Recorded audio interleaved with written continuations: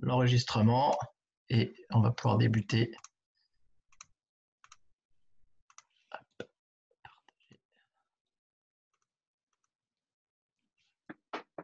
Voilà, bonsoir à toutes et à tous. Je vous propose en propos de donner la parole tout de suite à Daniel Villain qui va pouvoir ouvrir son micro pour faire les propos introductifs. Il est ouvert, je crois. Tout le monde Super, m'entend. c'est Oui. bon, on t'entend. Ouais. Bonjour à toutes et à tous. Donc, quelques mots simplement d'ouverture sur. J'entrerai pas dans le détail des points que vous allez aborder puisque vous allez les détailler avec Jérémy. Simplement, bien entendu, vous présenter au nom du président et des membres de la Ligue la meilleure année possible en 2021. On sort d'une année 2020 extrêmement difficile. On commence l'année 2020 de façon encore extrêmement difficile. On a assez peu de visibilité pour l'instant. On espère que les choses vont évoluer. Voilà. Donc, en tout cas, on espère tous que les choses se décantent et aillent dans le bon sens, si tant est que ce soit possible rapidement. Remercier tous les participants. Je crois que la volonté de la Ligue, c'est d'être en lien avec ces clubs. Lorsqu'on avait présenté le projet, on avait mis en exergue le fait d'être au plus près des clubs et d'être à l'écoute des clubs et au service des clubs. Le type de réunion qui vous est proposé ce soir, animé par Jérémy, va dans ce sens. On a besoin d'avoir les remontées des clubs, de les associer de façon à ce que ensemble on puisse continuer à évoluer et puis sortir de cette crise un peu compliquée. Je souhaitais aussi vous donner des nouvelles du président. Puisque vous avez certainement vu dans les différents BD que Michel est absent quelques semaines pour des raisons de santé. Donc les nouvelles qu'on a, j'en ai eu aujourd'hui, sont plutôt rassurantes. Donc il va mieux. Il a subi en fait une opération assez lourde. Donc il va mieux. Il récupère. Donc moi j'ai accepté d'assurer une forme d'intérim, au sens où je représente Michel dans les réunions de façon officielle, mais bien sûr tout se fait en lien très étroit avec le bureau directeur de la Ligue et bien sûr Michel, dès qu'il pourra être présent, sera petit à petit reprendra ses activités de façon à ce que tout refonctionne normalement. Je voulais juste reprendre par rapport au point que vous allez aborder ce soir. Il y a bien sûr tout ce qui concerne la reprise de l'activité. Donc on a vu que pour les mineurs, ça fonctionne, c'était même un petit peu assoupli au regard de l'encadrement.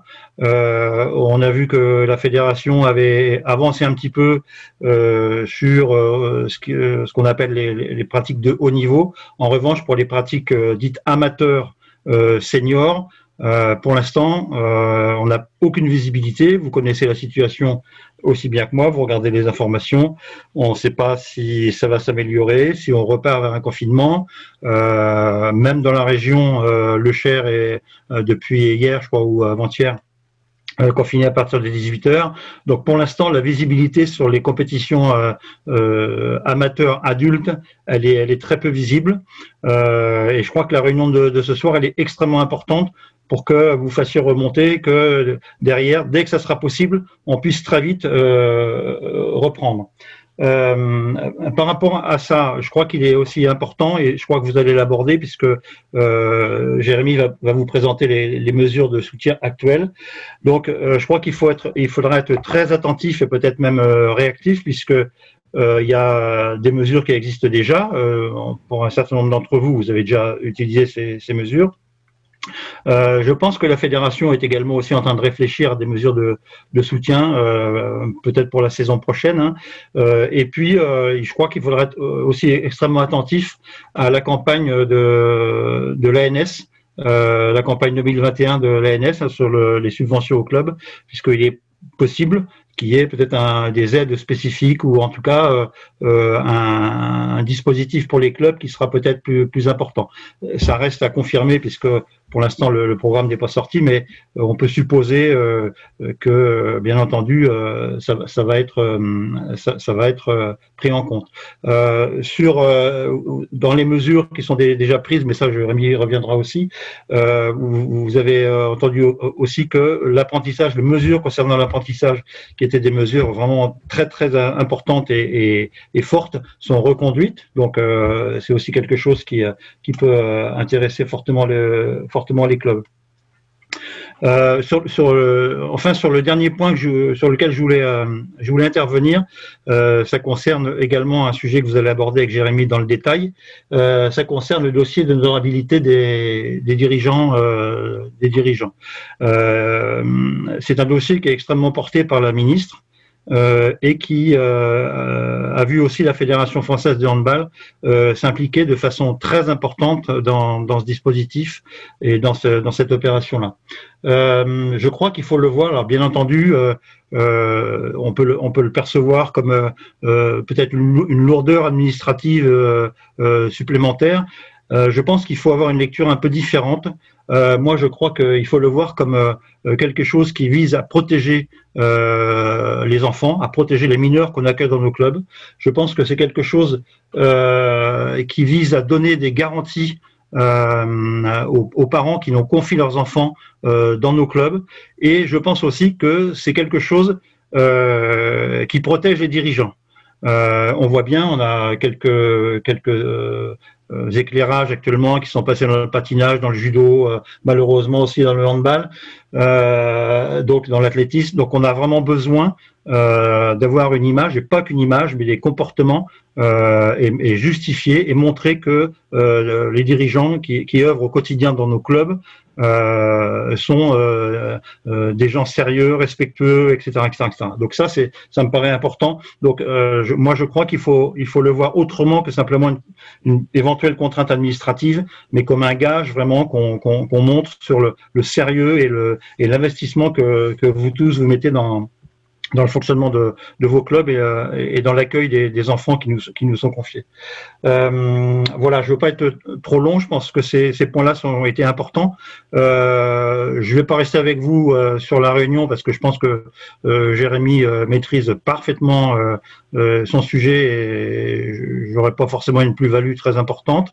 En tout cas, vraiment vous rappeler que les dirigeants de la Ligue sont vraiment à vos côtés, à votre écoute et on est là et on sera là pour sortir au mieux tous ensemble de la crise qu'on traverse. Encore une fois, meilleurs vœux. Merci vraiment de participer à ces temps d'échange. Je vois qu'il y a ce soir encore beaucoup de monde, donc ça répond certainement à un besoin et à très bientôt à tout le monde. Merci Daniel. Mais écoutez, je vous propose qu'on débute tout de suite cette visio. Donc, vous remettre dans le contexte. Effectivement, on a souhaité lancer sur cette année 2021 un peu un dispositif qu'on va appeler le rendez-vous des dirigeants.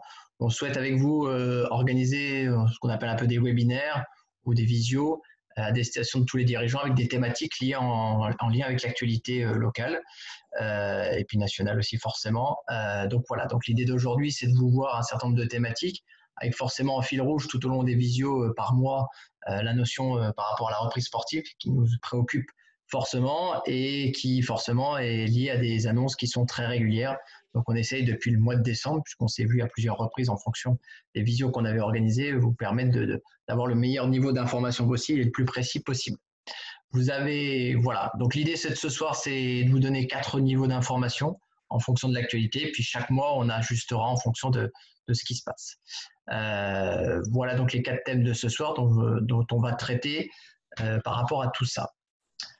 Par rapport à la reprise de l'activité, donc des choses assez simples, pas beaucoup de changements par rapport au mois de décembre quand on a fait l'ensemble des visios jeunes et adultes avec l'ensemble des participants des clubs. Juste vous dire que le protocole a ajusté, ça avait fait de nombreux débats par rapport à l'encadrement. Ce qu'il faut savoir aujourd'hui, c'est qu'il n'y a plus de notion d'avoir une personne diplômée pour encadrer c'est qu'une simple recommandation du ministère. Il y avait eu un peu une forme de flou artistique entre le communiqué de presse, le protocole qu'avait mis en place le ministère. Bon, ça a été réglé pendant les vacances de Noël. Et donc, par rapport à ça, donc, toute personne qui souhaite encadrer, comme c'est le cas régulièrement, peut le faire. On demande bien sûr à ces gens de vouloir respecter les protocoles sanitaires, forcément, mais ça, tout le monde commence à être habitué depuis un certain nombre de mois, et puis aussi pédagogique, forcément, mais ça, c'était lié. Donc, c'est de votre responsabilité, dirigeant de club, de confier les jeunes à des personnes qui auraient un certain niveau de compétence pour pouvoir encadrer de manière régulière. Voilà, ils ont juste la notion de protocole à gérer en termes de choses.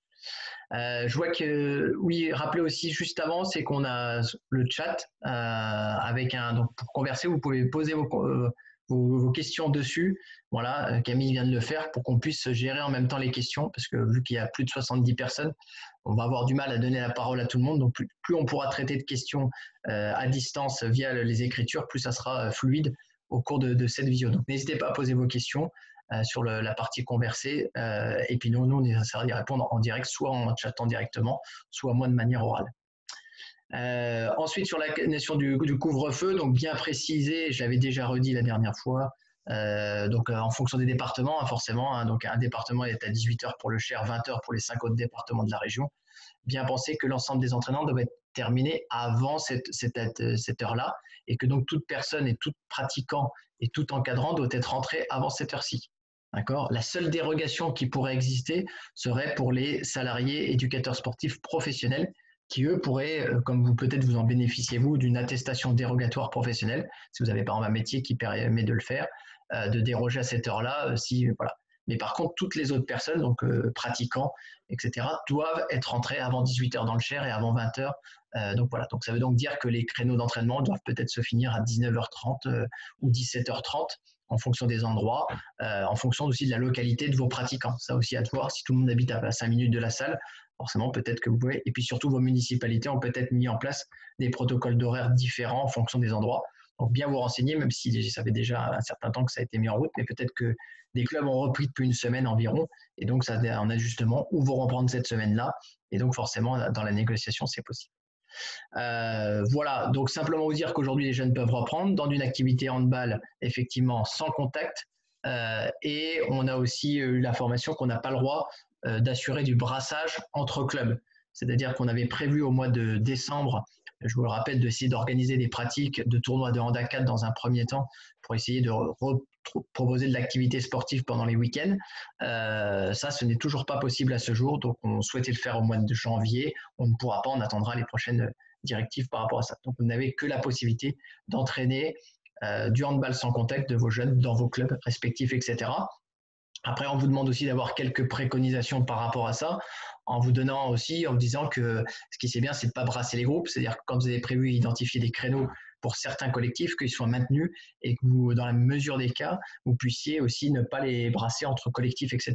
Si à un moment donné, les moins de 15 s'entraînent à un endroit et les moins de 18 à un autre, de ne pas faire un entraînement commun, moins de 15, moins de 18, en deuxième partie de semaine, ce qui permettrait de limiter le brassage, etc. en termes de jeu. Voilà, on est plutôt dans la notion de préconisation, mais je sais votre intelligence par rapport à tout ça. Sur la pratique adulte, écoutez, là on n'a aucune visibilité, comme l'a dit Daniel tout à l'heure. Il y avait été dans le premier protocole au mois de fin novembre, début décembre, la possibilité de l'ouverture au 20 janvier. Vous avez bien vu que depuis la rentrée, la porte s'est fortement refermée. Le prochaine annonce gouvernementale a donc lieu le 20 janvier pour une perspective à mi-février d'ouverture. Donc on sera dans cet échéancier-là. C'est la prochaine échéance en termes de choses, donc avec peut-être une ouverture. On est conditionné à l'ouverture des salles de sport. Je pense qu'on sera dans le même protocole que les salles de sport aujourd'hui. Le jour où les salles de sport pourront ouvrir, c'est-à-dire que la pratique sportive adulte pourra rouvrir, bien sûr, on sera aussi sur de la pratique handball sans contact dans un premier temps, de toute façon. Oui, alors sur les ententes entre clubs, après c'est à vous de voir en termes de choses. Si les jeunes s'entraînent séparément, c'est peut-être mieux, mais si les groupes sont maintenus, c'est possible à un certain moment donné. Il n'y a pas de préconisation qui disent que vous pouvez ne pas maintenir les ententes en termes de choses par rapport à ça. Voilà, donc après, sur les notions de championnat, on ne peut rien vous donner aujourd'hui. On n'annoncera rien en termes de choses. Nous, ce qu'on souhaiterait avant tout, c'est que la pratique jeune et en partie championnat puisse peut-être reprendre, on l'espère, dans la partie après les vacances de février ou dans la période entre les vacances de février et les vacances de Pâques. Ça serait une chose intéressante. Après, sur la pratique senior, forcément, on sera des 20. Sachant que vous avez vu le communiqué, alors peut-être vous ne l'avez pas vu, mais le communiqué de presse est sorti aujourd'hui de la Fédération française de handball qui fera des propositions prochainement sur l'organisation. Donc, on reviendra vers vous par rapport à ça pour vous donner les grandes tendances en termes de… Voilà. On avait la notion allonger la saison. On verra comment le nombre de dates qui nous restent en avril, mai, juin, si on a la possibilité de reprendre par rapport à ça. Voilà. Donc, la notion de saison blanche aujourd'hui, elle n'est pas encore d'actualité. Effectivement, plus on avance dans la saison, plus c'est compliqué. Donc, voilà. Effectivement, sur le coût aujourd'hui des choses en termes de partie financière, bien sûr, on reviendra vers vous. Ce qu'on avait dit lors des visios, c'était de se dire on ne va pas s'engager dans un premier temps sur des choses très concrètes. On va déjà statuer sur ce qu'on sera capable de faire en termes de match et d'organisation, et après, on statuera sur la partie financière en termes de reversement, etc. On verra dans quelles aides c'est possible, voilà, dans un premier temps.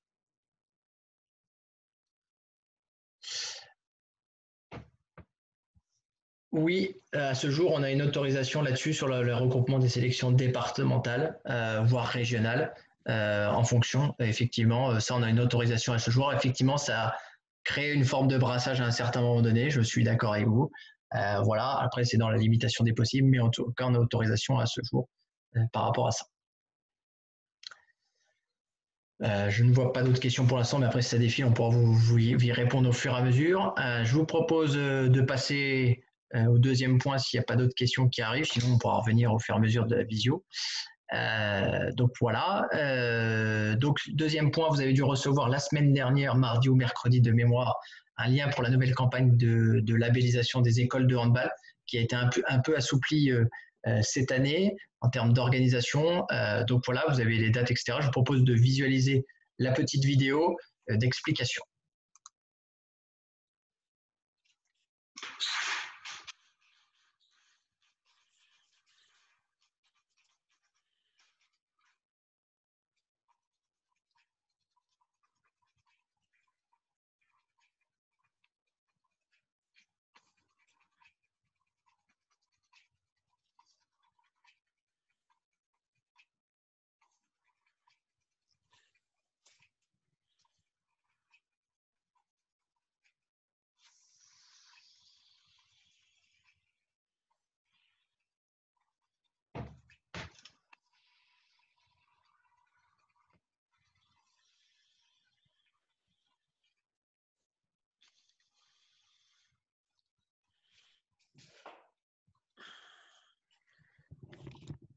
Voilà, tout simplement, on a l'habitude, hein, donc c'est une campagne qui existe depuis des années. Alors, on va sortir dedans.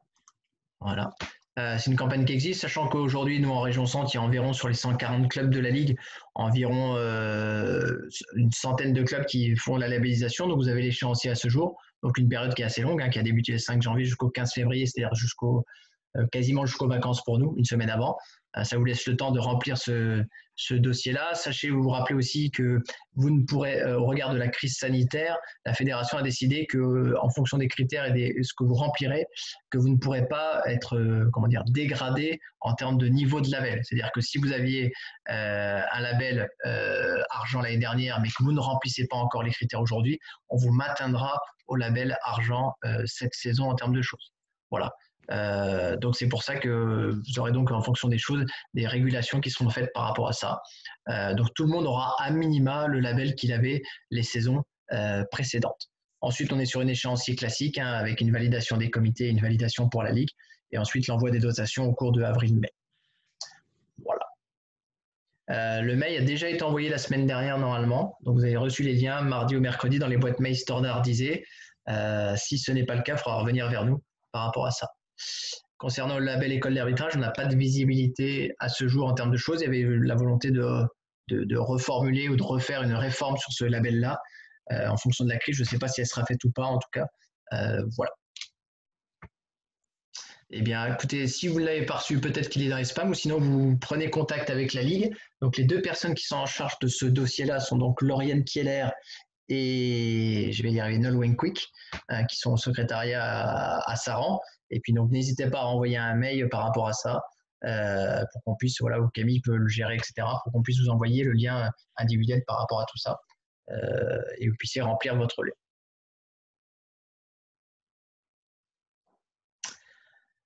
Est-ce qu'il y a d'autres questions? Voilà, sur très vite la labellisation. Donc maintenant, troisième dossier en cours aujourd'hui. Donc la notion d'attestation je vais y arriver, de prohibité et d'honorabilité plutôt dans l'autre sens vis-à-vis de ça. Donc aujourd'hui, donc le ministère s'est forcément empreint de cette nouvelle loi et de ces nouvelles directives. Donc la fédération a lancé sa grande campagne au mois de décembre. Donc jusqu'à maintenant, effectivement, on ne vérifiait que l'honorabilité et la prohibité que des éducateurs sportifs qui étaient professionnels de l'activité et qui obtenaient une carte professionnelle. Voilà, donc c'était les gens qui étaient forcément à titre rémunéré, etc. Aujourd'hui, ce champ-là veut être étendu forcément à toutes les personnes qui encadrent ou qui sont dirigeants dans un club sportif fédéré par rapport à tout ça. Voilà, donc la loi du code du sport a changé par rapport à ça. Voilà donc la chose. Donc l'idée derrière ça, c'est que l'honorabilité professionnelle existant est à mettre en place sur la notion des bénévoles licenciés, donc transmission. Donc ça a été fait au mois de décembre. Ce qu'il faut savoir, c'est que la fédération, vous allez le voir, a souhaité dans son plan envoyer l'attestation à l'ensemble des seniors. C'est-à-dire qu'aujourd'hui, l'ensemble des licenciés seniors, c'est-à-dire adultes, majeurs, ont reçu quel que soit leur statut par rapport à ça. C'est-à-dire qu'on ne sait pas aujourd'hui qui encadre, qui est dirigeant, qui est arbitre, qui est dans un staff médical, etc. La licence, on est soit sur une licence de joueur, soit sur une licence de dirigeant, soit sur une licence de loisir, etc. Donc ce mail-là est envoyé à l'ensemble des choses. Cependant, aujourd'hui, la fédération souhaite vérifier que les gens, l'ensemble des personnes qui encadrent et qui sont dirigeants des clubs, remplissent cette attestation-là. Par contre, par la suite, au regard de la loi, la fédération n'ira interroger que le fichier d'honorabilité que des dirigeants et des éducateurs sportifs. Voilà, donc ça c'est une chose qui est importante, c'est-à-dire qu'en fait, la fédération demande à vérifier l'ensemble des attestations pour l'ensemble des personnes seniors qui ont une fonction d'encadrement de dirigeant, et ensuite seulement la notion de dirigeant et d'éducateur sportif d'encadrant sera vérifiée. Donc pour cette saison en cours, puisqu'on a souhaité mettre en place le projet le plus rapidement possible pour essayer d'avoir un contrôle le plus vite possible, on sera sur une saison en cours un peu intermédiaire. C'est-à-dire que là, on va vérifier au cours de cette saison 2020-2021 à partir du mois de décembre, janvier. À partir de la saison prochaine, cette organisation-là se fera en direct avec la licence. C'est-à-dire que la personne qui sera en train de faire sa licence de joueur, etc., en même temps qu'il voudra être encadrant sportif, il fera sa déclaration en même temps comme une pièce supplémentaire. Voilà. Donc cette année, on a la volonté de le faire dès maintenant pour une vérification, puis surtout une mise en œuvre en fonction de ça. Donc on va vous présenter un peu les étapes par la suite de comment on met en place ça à travers d'un tuto. Je vais vous présenter ça en direct, ça sera beaucoup plus simple. Donc l'idée, très rapidement, et après on viendra vraiment sur la 1, c'est que le licencié a dû recevoir un mail avec la possibilité de télécharger son attestation.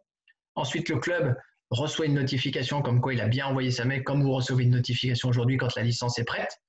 Le club la valide. Ensuite, elle est envoyée à la Ligue, qui la Ligue la validera par la suite, et ensuite vous aurez la notion de vous-même valider les choses par rapport à tout ça. Donc, on va prendre un cas pratique, ce que je vous propose. Alors, je vais repartager pour que vous voyez en direct. Ça sera plus simple, comme ça vous verrez la procédure. On vous enverra aussi un tutoriel qui explique tout ça pour vous permettre. Donc là, je suis dans un espace club que je connais fortement bien pour ceux qui connaissent.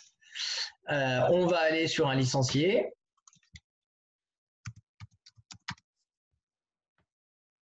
Voilà. Donc, on va prendre Laure Manon, par exemple, parce qu'elle ne l'a pas faite encore. Donc, elle est en licence dirigeante ici. Donc, je l'ouvre sa licence. Et donc, vous voyez la nouvelle case qui a été créée, que vous ne connaissiez pas ou qui n'existait pas au mois de septembre, qui envoyait l'attestation de prohibité honorabilité. Avant, vous pouviez envoyer la licence, la fameuse formulaire de licence. Donc, vous envoyez, si la personne ne l'a pas reçu ou ne le retrouve pas ou ça ne marche pas, vous pouvez à titre individuel renvoyer cette chose-là. Normalement, si tout se passe bien, on va avoir ici, on va mettre à jour la base. Alors, où est-ce qu'il est passé le mail? Ah si, vous voyez, voilà, donc la personne a reçu donc son mail ici, une nouvelle demande d'encadrant Manon Laure, donc tout simplement, donc on clique le mail, voilà, et donc on se retrouve dans ce mail-là, et donc vous devez compléter le formulaire. Ce qui est demandé aussi aux personnes, c'est de télécharger, s'ils le souhaitent, Adobe Rider, qui leur permettra d'insérer la signature électronique en fonction de ça.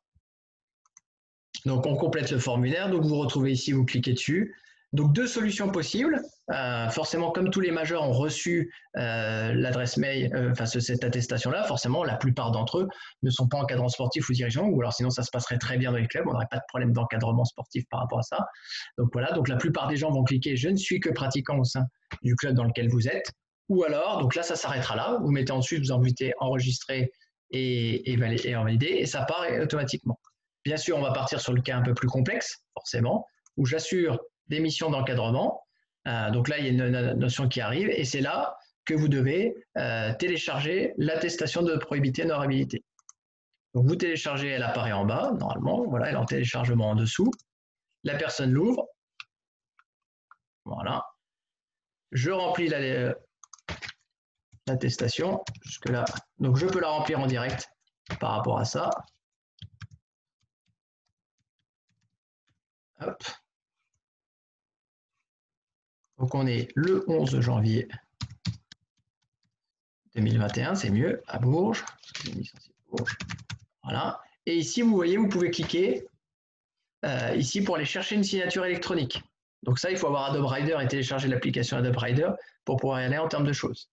Donc normalement, si je clique dessus, ou alors il faut que je la télécharge avant, je ne sais plus. Hop, hop, hop. Ah, il faut peut-être que je la télécharge. Non. Sinon, je vais la télécharger, ce sera plus simple. Voilà, on va la mettre en téléchargement directement ici. Il va falloir que je le... Bon. Et normalement, si je la garde ici, on va continuer, on va la faire directement. Alors, où est-ce que je suis? Comme j'ai plein de trucs.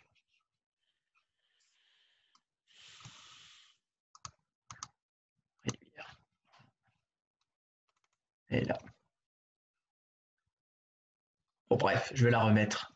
Alors, ça va DPC, Laure Manon. Voilà.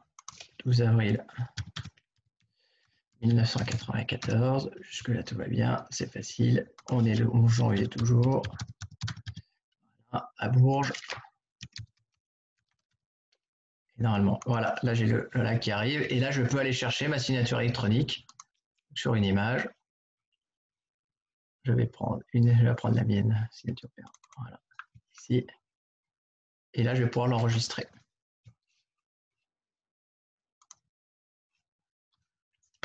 Je le remets sur mon bureau.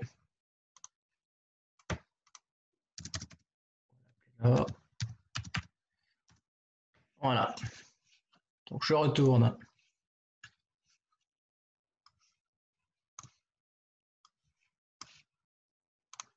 ici.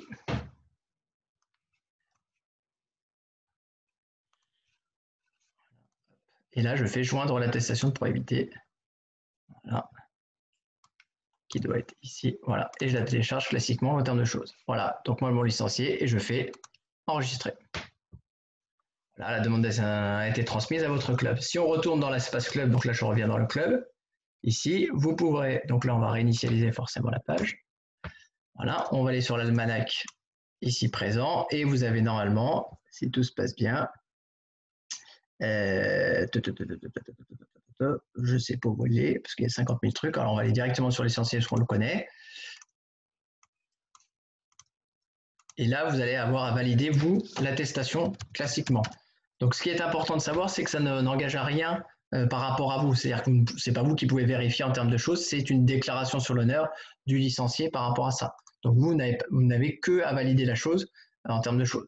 Et donc, vous arrivez en bas et on est dans le même principe qu'avant où quand vous validiez la licence, eh bien là, vous pouvez valider l'attestation classiquement comme vous validiez une licence. Donc, vous pouvez vérifier aussi la chose. Hein, vous voyez, vous avez accès à l'attestation, vous pouvez la télécharger, la regarder si elle est bien remplie et bien signée, etc.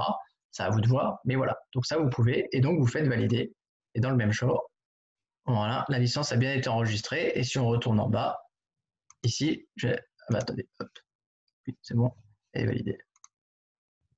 Ah, pourquoi ça bloque que là-dessus? je sais plus. Voici date de validation 11 janvier 2020. Voilà, donc ensuite elle est envoyée à la Ligue et ensuite on valide. Ensuite, quand vous aurez, vous, validé l'ensemble des choses, vous avez une deuxième étape à faire et à réaliser. Et c'est là que c'est important, c'est-à-dire que vous n'avez pas que les validations, il faut que vous alliez après dans l'administratif et mon club et que vous remplissiez déjà tous les organes, c'est-à-dire tous les dirigeants du club, au moins sur le bureau directeur et le conseil d'administration. Et surtout, il faudra que vous alliez dans ce nouvel encadré qui s'appelle encadrant, où là, vous aurez à rentrer toutes les personnes qui sont dirigeants du bureau directeur et tous les encadrants sportifs qui sont susceptibles d'être sur une feuille de match. Et là, vous devrez aller le rentrer. C'est-à-dire que vous ferez ajouter un encadrant, on ira chercher Laure Manon, forcément qui apparaîtra, voilà, ici qui apparaît. Alors l'attestation est non validée parce qu'elle est non validée par la Ligue à ce jour. C'est-à-dire que le secrétariat de la Ligue n'a toujours pas validé. Donc on cliquera dessus, forcément, vous pourrez cliquer dessus quand elle sera validée par la Ligue. Vous y ajouterez la fonction nécessaire, dirigeant ou éducateur sportif bénévole, en fonction de sa fonction, et vous validerez. Et vous aurez la liste, forcément, de tous les encadrants qui arrivent au fur et à mesure. Donc vous avez bien deux étapes à réaliser. Une première étape qui est d'envoyer l'ensemble des attestations à vos licenciés s'ils ne l'ont pas fait, de récupérer les attestations via l'envoi des licenciés et de les valider pour les envoyer à la Ligue. Et ensuite, une fois que ces attestations seront validées par la Ligue, vous aurez cette dernière étape où vous devrez rentrer l'ensemble des encadrants sportifs en termes de choses. Voilà, alors je n'ai plus accès aux questions pour l'instant, enfin je ne le vois plus. Je ne sais pas s'il y a des questions ou pas, Camille. Je gère. Eh bien, très bien. Impeccable.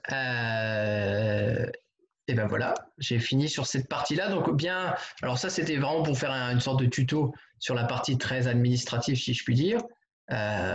L'idée derrière, c'est vraiment ce que vous a rappelé Daniel, c'est aussi une notion de protection. C'est vraiment un service supplémentaire, c'est-à-dire qu'on souhaite avant tout aujourd'hui essayer de regarder ce qui se passe et quels sont les niveaux d'encadrement de 1. Forcément, vous n'avez pas forcément la possibilité aujourd'hui de savoir si les personnes qui encadrent ont un casier judiciaire ou pas. Ça permettra, au travers de cette procédure-là, de pouvoir aller vérifier dans un premier niveau, en termes de choses, si les gens ont des ouvertures de casier judiciaire ou pas, et donc vous prémunir et d'assurer une garantie en termes d'encadrement, etc. Voilà. Donc je vous le rappelle bien, vous n'avez aucune responsabilité sur cette procédure-là. C'est-à-dire qu'on est vraiment sur une déclaration de la personne, et donc les dirigeants de club n'assurent juste la procédure et la transmission d'informations à la fédération pour qu'elle vienne, avec le ministère de la Justice, vérifier les casiers judiciaires de ces personnes-là et vous fasse des retours. Ensuite, de manière très simple, forcément la question qui pourrait arriver, c'est si on a un retour avec une ouverture et une alerte, des procédures seront forcément mises en place. Elles seront soit traitées directement par la fédération et le service juridique, si on voit que c'est un cas un peu particulier en termes de choses, donc ce sera des gens qui sont plutôt expertises dans ce domaine-là, etc. Soit elles seront retransmises directement à la commission de discipline de la Ligue si elle souhaite le traiter, ou à la commission de discipline fédérale par rapport à ça. Et puis donc après, vous, en tant que président de club ou dirigeant de club, vous serez forcément informé au regard du retour de qui sera fait par rapport à ça pour que vous puissiez visualiser tout ça. Voilà. Je ne sais pas si on revoit le PowerPoint, je pense. Ils vont être adressés de toute façon. Ouais. Jérémy, il y a juste une petite question. Est-ce que tous les encadrants qui remplissent l'attestation, donc à partir, enfin voilà, passent au fichier FIJAIS? Oui, tous les dirigeants de bureau directeur. À partir du 1er janvier 2021. Tous les bureaux directeurs et tous les encadrants que vous allez déclarer dans l'onglet encadrant. Celui que je vous ai montré à la fin, en termes de choses, c'est vous qui allez mettre toutes les personnes que vous souhaitez mettre qui soient interrogées parce que vous êtes susceptible de les mettre sur une feuille de match ou sur l'encadrement d'un collectif, pas forcément une feuille de match, mais l'encadrement d'un collectif, donc en responsabilité avec des mineurs. Donc c'est vous qui déterminez le nombre de personnes que vous souhaitez interroger dans cet onglet encadrant-là. Voilà. Et à compter donc du 1er janvier 2021. Donc là maintenant il y a une automatisation. Voilà. Alors, une automatisation du passage au fichier. Tout à fait. En fait, après, ce n'est pas vous qui gérez la chose. En fait, la seule procédure que vous avez, c'est de mettre les noms et prénoms dans l'encadrant, ce qui va permettre à la fédération de faire une extraction automatique et d'aller interroger directement le fichier par rapport à ça, qui vous permettra d'avoir un retour par la suite. Voilà. C'est une automatisation, on va dire, par rapport à vous. Vous avez cette notion de juste mettre les noms et prénoms des personnes que vous avez vraiment déclarées qui ont fait leur attestation. Voilà.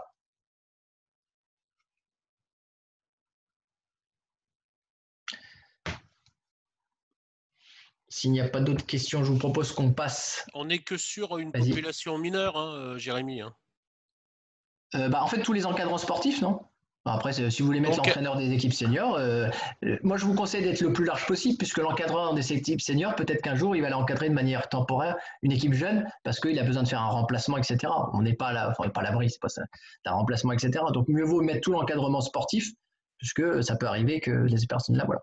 L'idée, c'est d'être le plus large possible, c'est aussi mettre les parents que vous mettez en licence dirigeant, de leur demander de bien vouloir le remplir, parce que peut-être qu'ils auront managé une fois une équipe de temps en temps, ou même sur des plateaux non compétitifs. Hein.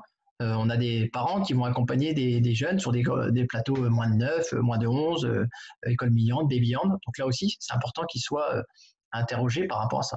Encore plus, peut-être même encore plus sur ce public-là jeune, plus jeune. Voilà. Écoutez, s'il y a d'autres questions, on verra par la suite. Dernier point de ce webinaire sur la notion des aides. Donc, comme vous pouvez le voir, alors on va cliquer dessus, normalement. Voilà, parce que ce soit beaucoup plus interactif. Donc, on retrouve la même chose. Donc, l'idée, c'était de vous faire un panorama qui a été mis en place par la direction régionale Jeunesse et Sport, qui est en train de transformer de nom depuis le 1er janvier, qui va devenir Adrages, mais peu importe. Donc, tous les dispositifs qui sont mis en place aujourd'hui. Alors effectivement, très régulièrement, forcément, beaucoup de dispositifs ont été à destination des personnes, des clubs qui étaient employeurs, forcément, puisque la priorité de l'État au départ était de maintenir l'emploi, comme c'était le cas pour toutes les entreprises, etc., tout le secteur. Donc effectivement, notre particularité chez nous, c'est que notre secteur à nous a beaucoup plus de clubs non employeurs, de clubs employeurs. Malgré ça, il va exister encore en 2021 un certain nombre de dispositifs sur lesquels on reviendra vers vous par rapport à ça. Donc, je vais déjà revenir sur la notion de club employeur et après on fera toutes les aides sur les clubs non employeurs. Sachez qu'il va y avoir de nombreux dispositifs, vous voyez, pour embaucher les jeunes. Sur les aides ici présentes, alors certaines existent déjà, d'autres vont être développées. Le contrat d'apprentissage, comme vous le savez, peut-être, il y a eu une forte aide cette année de l'État, c'est-à-dire que cela couvrait quasiment l'ensemble du contrat d'apprentissage à ce jour, toujours les contrats de professionnalisation, les PEC, les parcours emploi compétences qui sont en fait à destination de jeunes qui sont en insertion professionnelle. Il y a aussi une aide aujourd'hui, alors ça nous concerne moins parce que souvent nous on a des emplois aidés, mais il y a une aide aujourd'hui pour l'embauche de jeunes de 18-25 ans en CDD ou en CDI à hauteur de 4 000 € pour permettre sur les CDD et CDI, mais qui ne bénéficieraient pas d'autres aides à ce jour. Et puis, ils sont en train de développer d'autres sites d'aide par rapport à ça, avec l'emploi ANS, etc., qui va revenir ici par rapport à tout ça. Il y a la notion d'emploi franc aussi, on reviendra vers vous, on n'a pas trop de précision à ce jour, mais il y a un dispositif qui devrait se remettre en place d'emploi aidé dans le milieu associatif au cours de l'année 2021. Il y aurait un dispositif spécifique qui se remettrait en place par rapport à ça, et ça reviendra vers vous a posteriori avec plutôt les clubs qui souhaiteraient. On fera une sorte de webinaire avec tous les clubs qui souhaiteraient employer des personnes, etc., très spécifique par rapport à ça. Et puis ensuite, il existe toujours le dispositif Sésame pour l'insertion professionnelle de jeunes en formation professionnelle. Les services civiques, avec nous, une particularité, c'est qu'on est sur un agrément national. Donc, c'est nous qui maîtrisons le dispositif de manière globale avec Nolo & Quick qui est en charge de ce dispositif-là à la Ligue. Voilà. Et puis, et puis des fonds qui sont liés, qui ont été mis en place autour de projets. Vous avez dû apprendre les vacances apprenantes, les quartiers culturels, etc., qui ont été des dispositifs qui ont été mis en place au cours de l'été en termes de choses. Bien sûr, pour soulager la trésorerie, il y a eu les prêts garantis par l'État et les prêts solidaires. Donc ça, il faut avoir effectivement, ça ne correspond pas trop au milieu associatif chez nous. Il faudrait avoir, des associations qui génèrent des profits ou génèrent des fonds réguliers en termes de choses. On est plutôt sur des clubs qui pourraient être professionnels ou etc. Par contre, sur des choses qui pourraient vous correspondre, il y a déjà eu le fonds de solidarité, le plan territorial de solidarité, qui a été mis en place, alors effectivement à une période un peu compliquée cette année en 2020, puisqu'il a été développé, je crois, l'ouverture de la campagne était du 20 juillet au 20 septembre de mémoire, et donc ça a bénéficié. Alors sachez quand même que dans le handball en région centre, 15 clubs ont pu en bénéficier et ont généré 42 000 € de fonds de soutien spécifiques Covid-19 dans le cadre de ce plan de solidarité-là. Donc, il y a un certain nombre de clubs de la région centre qui ont pu en bénéficier. Effectivement, à majorité employeurs, puisque sur ces 15 clubs, quinzaine de clubs, 12 étaient employeurs et 3 étaient non employeurs. Mais je donnerai un exemple, par exemple, le club de Voves handball, pour ne pas le citer, a bénéficié de ce plan de solidarité à hauteur, je ne sais plus, une subvention autour de 1000 ou 2000 euros, donc ce qui n'est pas négligeable en termes de choses pour la capacité du club de VOV aujourd'hui en termes de, voilà, parce qu'ils avaient un déficit de trésorerie important et ils ont pu bénéficier de cette aide-là. Ce fonds de solidarité, on reviendra avec vous parce qu'il va être redéveloppé en 2021 et des aides importantes qui vont être développées sur ce fonds-là et qu'elle sera à destination prioritairement là, les critères qui sont en train de sortir, plutôt aux structures non employeuses dans un premier temps et aux petites structures. Donc ça veut donc dire que la majorité des clubs de handball de l'Aide du Centre pourraient en bénéficier, etc. Donc là, on mettra en place un plan d'accompagnement. On essaiera d'être le plus réactif possible, de vous aider à remplir ces dossiers parce que c'est sous la forme d'un logiciel Contasso pour vous permettre de bénéficier de cette aide-là. En parallèle de ça, comme chaque année, il y aura toujours le plan sportif territorial qui est donc les actions liées à l'ANS. Donc chaque année peuvent bénéficier. La campagne devrait commencer autour du mois de mars. Et là, donc l'année dernière, je ne sais plus, c'est 35 ou une quarantaine de clubs environ qui ont bénéficié de cette aide-là avec des aides qui ont été de 1 500 euros, puisque c'est le plafond minimum, jusqu'à 4 ou 5 000 euros pour les projets de clubs qui étaient les plus ambitieux ou les plus développés possibles en termes de choix. Sachant que ce dossier-là, on le maîtrise, nous, au niveau de la Ligue, puisque c'est nous qui instruisons les dossiers des clubs de handball. On a une enveloppe globale qui nous permet après d'instruire les dossiers et de dispatcher les fonds qu'on soumet à l'ANS pour validation. Donc, il y a un vrai travail par rapport à ça. Donc, on pourra vous aider là-dessus. Ce sont des aides que voilà. Et donc, nécessairement, ne pas avoir forcément de club employeur par rapport à ça. Et puis ensuite, il y aura le plan sportif fédéral. Je ne sais pas si vous avez vu dans le communiqué de la fédération aujourd'hui, il a été évoqué que la fédération était en train de réfléchir à son plan de solidarité et de plan de développement interne à la fédération.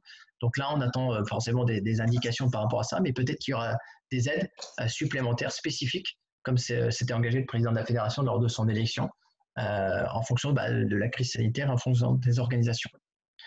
Voilà, donc on vous mettra ce lien-là. Je n'ai pas cliqué dessus, mais vous pouvez à chaque fois, vous pouvez voir qu'on peut cliquer dessus pour aller voir très spécifiquement à quoi correspond l'aide, quels sont les liens, etc. Donc c'est un document qui permet de naviguer dessus. À chaque fois, vous pouvez cliquer sur quelque chose et ensuite vous allez sur le menu et vous revenez sur le menu à chaque fois pour pouvoir vous balader en termes de choses, etc. Donc je vous conseille, quand vous recevrez, on vous l'enverra par mail et mettre sur le site internet, d'aller voir les différentes aides possibles, les temporalités. Nous, on sera en alerte pour essayer de vous mobiliser par rapport à ça. On garde ça. Une dernière chose, j'ai oublié, ici, puisqu'on a entendu politiquement, alors on n'a aucune, on ne sait pas comment ça va se passer, la notion de passe-sport. Ça a été l'annonce du président de la République au mois de novembre quand il a reçu le mouvement sportif. Donc on n'a pas aujourd'hui d'informations très précises là-dessus. On sait que ça sera sur une aide à la licence. On ne sait pas quelle est la temporalité de la chose. Voilà, vous voyez, plus de précision en année 2021, ce serait une diminution de l'aide à l'édition des clubs sportifs. On ne sait pas si ça va passer par les fédérations, est-ce que c'est les comités qui vont gérer ou pas, est-ce que ça va passer par le mouvement sportif cross ou DOS, ça on ne sait pas encore, mais en tout cas, il y aura une aide potentielle par rapport à ça, à destination très spécifiques individuellement des licenciés. Voilà, donc tout ça, on essaiera de revenir vers vous. Vous pouvez déjà naviguer dans ce panorama-là, aller voir tout ce qui peut vous intéresser. Vous pouvez bien sûr revenir vers moi ou sur les personnels de la Ligue si vous avez des questions liées à l'emploi, liées à ces aides-là, on puisse vous aider par rapport à ça. Voilà. Dernière chose aussi, je vous alerte aussi par rapport, alors certes ce sont les clubs employeurs, mais sur les dispositifs Capasso à ce jour, alors je sais qu'il y a une quarantaine aujourd'hui. Il faudrait couper votre micro s'il vous plaît pour les personnes qui sont... Je crois que c'est Nolwenn Quick. Alors, donc par rapport à ça, l'idée c'est que par rapport au Capasso, je vous alerte juste les personnes qui ont des dossiers en cours en ce moment. Je vous demanderai d'être le plus vigilant possible et d'aller au plus vite pour les formaliser. Alors soit c'est des dossiers de renouvellement parce que vous avez fini votre convention, soit c'est des dossiers de création parce que vous n'êtes sans savoir qu'il y a les élections régionales qui vont être reportées au mois de juin et que forcément les dernières commissions auront lieu en mars-avril, je pense, à peu près 2 mois avant la fin des élections, le début des élections. Et donc forcément, les dossiers doivent être déposés en amont. Et donc voilà, donc je vous alerte là-dessus pour les clubs. Je sais que je suis en contact avec un certain nombre de clubs aujourd'hui, d'être le plus rapide possible et le plus efficace possible parce qu'on n'aura pas toute l'année. Et ensuite, si en fonction des élections, on ne sait pas si ce dispositif sera renouvelé, en fonction si c'est quel bord politique qui repasse en termes de choses. Et forcément, même si ce dispositif était amené à poursuivre, il ne repartirait que quasiment 4 ou 5 mois plus tard, tant que les élections aient eu lieu, que les nouveaux vice-présidents soient élus et que le dispositif se remette en place progressivement. Donc, je vous conseille fortement d'être très vigilant par rapport à ça sur vos délais, etc., pour qu'on puisse faire passer vos dossiers au plus vite dans les meilleurs délais, que vous puissiez continuer à bénéficier de ces fonds-là de manière pérenne. Jérémy, on a une question sur une demande d'indemnisation de chômage partiel dans le cadre des aides Covid pour un apprenti, si on a touché une subvention d'aide à l'apprentissage. Donc, c'est une question de Beaugency. Oui, alors donc déjà les apprentis peuvent bénéficier de l'activité partielle aujourd'hui. Donc ça c'est comme toute aide, hein, c'est-à-dire comme tout emploi aidé aujourd'hui, qu'il soit sur un dispositif Capasso, emploi ENS, apprenti, etc. Ils peuvent bénéficier de l'aide aujourd'hui. Il y aura peut-être effectivement une proratisation sur l'aide à un moment donné. Si la somme si la personne est en activité partielle, par exemple, pendant, je ne sais pas, 4 mois d'affilée à temps complet, forcément, sans doute qu'il y aura sans doute un ajustement, puisque l'aide à l'apprentissage, par exemple, elle est donnée normalement de plusieurs parties, et qu'il pourrait y avoir à la fin un solde qui serait un peu inférieur par rapport à l'aide. Voilà. Parce que sachant qu'aujourd'hui, un apprenti, vous allez toucher 8 000 € sur l'année d'apprentissage, la première année d'apprentissage, et que le coût, alors effectivement sur les 18-21 ans, sur les plus vieux c'est un peu plus cher, ça fait l'ensemble de la partie. Donc on ne pourrait pas bénéficier de deux aides qui vous rapporteraient plus d'argent que ce que vous coûte l'apprenti.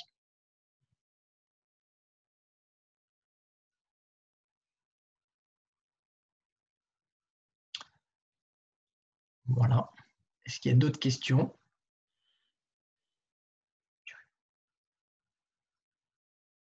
Il y avait une question sur, alors c'est assez spécifique, mais est-ce que l'aide des 8 000 € pour les contrats d'apprentissage a été versée? Donc, il ne me semble pas. Non, ça, alors c'est en fait, l'AFDAS. ça dépend d'une demande de dépôt. Hein, donc, en fonction du club, à quel moment il a fait sa demande à l'AFDAS. Ensuite, il y a une instruction du dossier. Donc, aujourd'hui, ils mettent entre 3 et 4 mois de délai. Donc, déjà, vous pouvez déjà calculer. Donc, des dossiers que vous avez déposés les premiers dossiers qui ont été déposés autour du 15 septembre ont été instruits au 15 décembre. Voilà, donc si vous les avez déposés par la suite plus tard, ça va arriver prochainement en termes de choses. Vous recevez un mail de notification qui vous dit que l'AFDAS a accepté le dossier, etc. et que l'agence de services de paiement va se mettre en relation avec vous pour vous verser l'aide en termes de choses. Voilà. Et ensuite, une fois que vous avez ce mail-là, vous pouvez solliciter l'agence de services de paiement, parce que vous avez un numéro, etc., pour vous permettre de savoir si le dossier est complet et quand est-ce qu'il compte vous verser l'aide par rapport à ça. Voilà. C'est pas très précis comme réponse, mais aujourd'hui, on est à peu près là-dessus, sur ces délais-là. On regarde ça. Donc, deux solutions. Soit vous n'avez pas reçu ce mail-là, comme quoi votre dossier est validé. Je vous conseille d'appeler directement l'AFDAS pour qu'ils valident le dossier au plus vite. Des fois, ils le font même en direct pour que ça aille plus vite, etc. Et à partir de là, une fois que votre dossier est validé dans votre compte AFDAS, vous recevez ce mail-là et donc vous pouvez vous mettre en lien avec l'agence de services de paiement pour vous permettre de savoir de bénéficier de cette aide qui vous verse l'argent. Voilà les deux étapes un peu importantes en fonction de où vous en êtes dans votre demande. Et pour information aussi, j'y pense, sur l'AFDAS et sur les dossiers AFDAS, il existe un numéro spécial apprentissage. Donc si vous ne l'avez pas, n'hésitez pas à m'envoyer un petit mail, je vous enverrai le numéro spécifique qui instruit les dossiers apprentissage spécifiques à l'AFDAS. N'appelez pas votre interlocuteur que vous avez d'habitude. Sur la plateforme par Rennes, pour nous en administratif, il y a une plateforme spécifique à l'apprentissage, donc il y a un numéro qui permet de gérer les dossiers peut-être plus rapidement, je l'espère.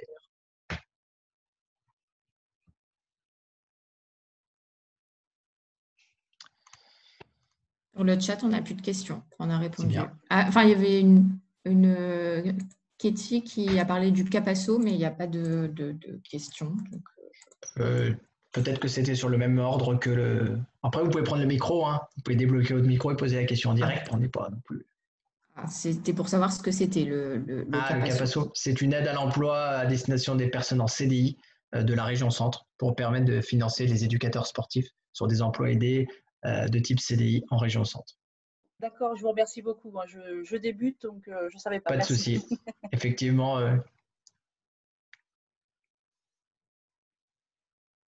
Est-ce qu'il y a d'autres questions ou même autres questions sur d'autres actualités, hein, parce que là, on est sur une actualité. Non, sur le chat, on a fait le tour. Bon. Non, pour préciser que ça peut être aussi un deuxième emploi. C'est pas forcément un premier emploi dans un club. Donc, ça peut être aussi un deuxième emploi. On peut avoir un Capasso sur un deuxième emploi, effectivement, sur les modalités. C'est important. D'accord. Et vous n'avez pas parlé des formations des bénévoles, ça consiste en quoi? Des formations de quoi? Ah, c'est formation. Alors, nous, lié à l'activité handball, c'est plutôt à l'encadrement sportif. Donc, des formations d'entraîneurs, d'éducateurs sportifs. Voilà, oui. Voilà. Alors, la problématique aujourd'hui, c'est qu'on n'a pas l'autorisation de pouvoir remettre en place des formations de bénévoles en présentiel à ce jour. Voilà. Donc, on attend toujours, puisqu'on est au regard de la crise sanitaire, puis surtout pour éviter de brasser trop de personnes, etc. On limite le nombre de contacts aujourd'hui.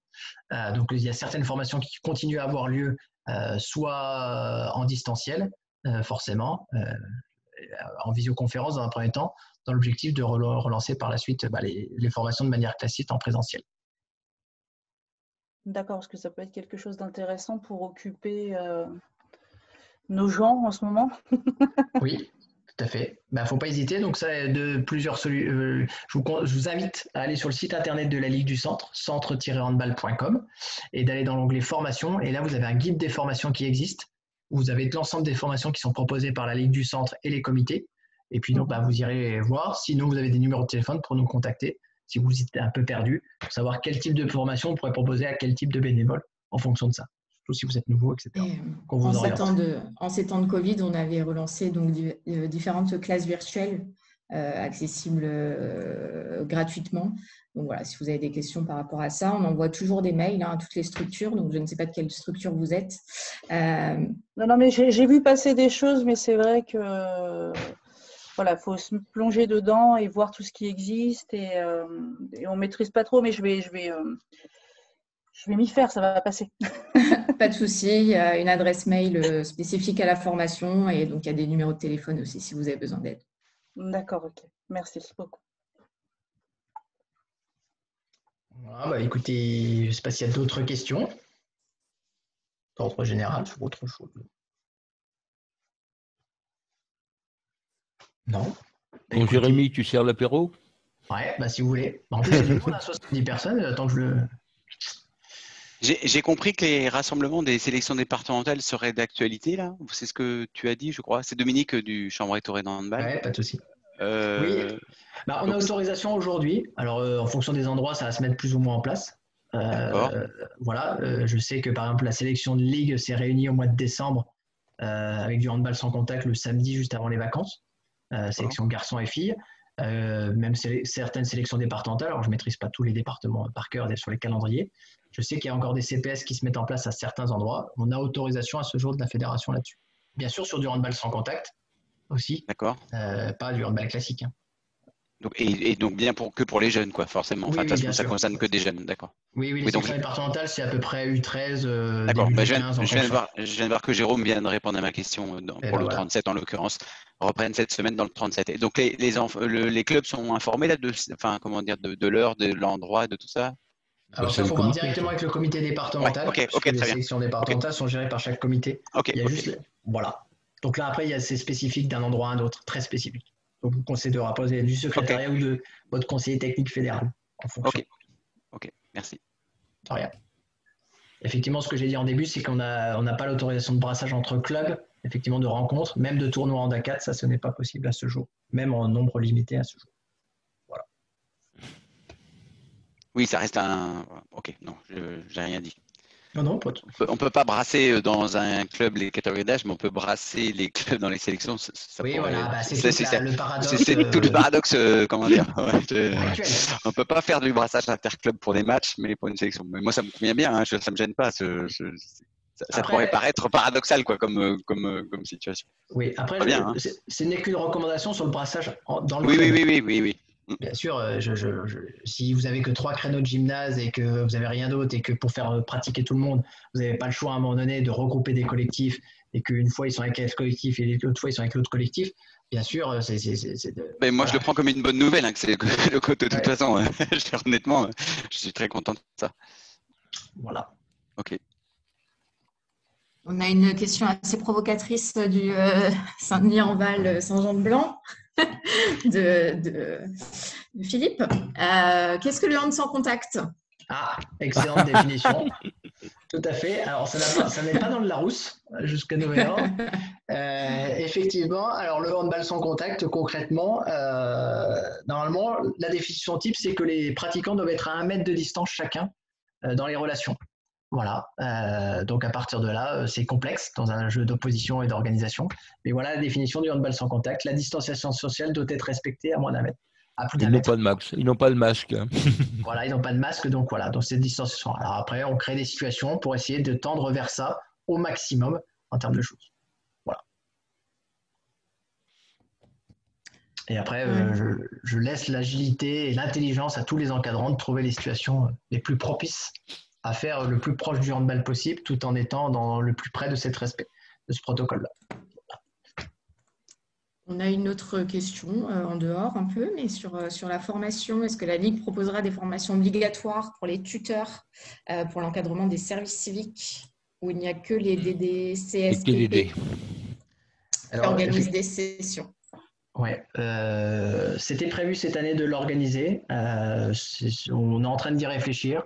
Si la personne veut déjà commencer à faire des modules, parce qu'en fait, la formation de tuteur, ce sont des modules qu'on peut compiler au fur et à mesure. Donc, si la personne a déjà vu des modules de formation sur la DD qui lui conviennent, etc., et sur les dates, je l'invite à s'y inscrire voilà, aujourd'hui. Et puis après, nous, on l'invitera sur les modules si on en met en place cette année. Sachant qu'on sera sur les mêmes types de modules et les mêmes types de contenu de formation, puisqu'on est réglementé par rapport à ça et qu'on est soumis à un appel d'offres, puisqu'on ne peut pas mettre en place des modules comme on veut de tuteur de service civique. Donc, celui qui fera en DDCSPP ou celui qui le fera avec la Ligue du centre de handball sera sur les mêmes contenus et les mêmes organisations. Donc, à lui de voir en fonction.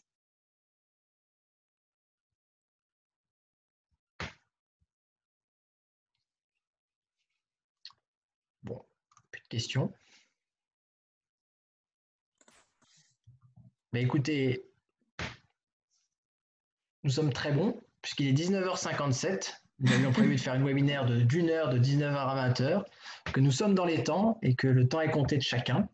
Et bien écoutez, l'idée c'était de cette première, l'idée c'est de remettre en place ce type de webinaire une fois par mois avec un maximum de dirigeants pour vous permettre de vous donner l'actualité à la fois sur le handball et à la fois de manière générale autour de handball, que vous puissiez poser vos questions. Peut-être qu'on fera des choses plus ouvertes la prochaine fois en termes de choses. Peut-être qu'on fera des groupes, etc. On réfléchira à la chose. Et donc voilà, donc l'idée c'est de se retrouver autour du mois de février, début février, avant les vacances, pour refaire une webinaire sur des thématiques différentes, etc. pour vous apporter toutes les informations nécessaires.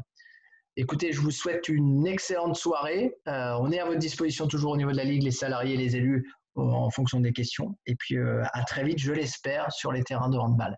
Merci de votre écoute et à très bientôt. Au revoir. Merci beaucoup. Au revoir. Au revoir. Merci, au revoir. Merci. Bonne soirée à tout le monde. Bonne soirée à tout le monde. Merci bien, Jérémy. Merci. Bonne soirée à tous. Merci, au revoir. Et au revoir. Ouais. Bonne soirée, au revoir. Bonne soirée à tous.